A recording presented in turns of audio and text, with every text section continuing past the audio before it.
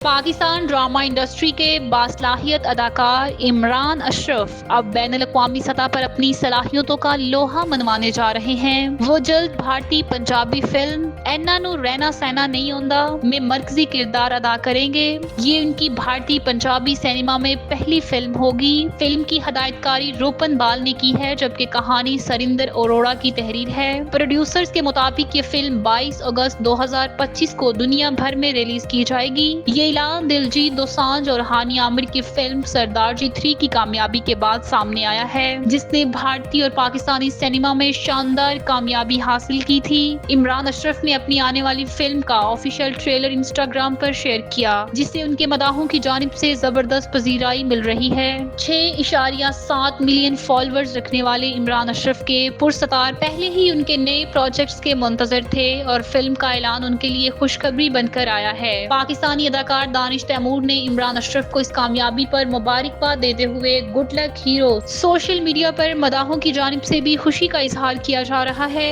ایک صارف نے لکھا، گڈ لک عمران اشرف، ہانیہ کے بعد اب ایک اور پاکستانی اداکار ہمیں بین الاقوامی سطح پر فخر محسوس کرائیں گے۔ جبکہ ایک مداح نے مزاحیہ انداز میں کہا کہ اب تو انڈینز بھی شور مچائیں گے، جیسے سردار جی 3 کے بعد کیا تھا۔ عمران اشرف کے چاہنے والے اس بات پر پرجوش ہیں کہ ان کا پسندیدہ اداکار اب بھارتی پنجابی سینما میں اپنی صلاحیتوں کا مظاہرہ کرے گا اور پاکستانی فنکاروں کی عالمی سطح پر عزت اور وقار میں اضافہ کرے گا۔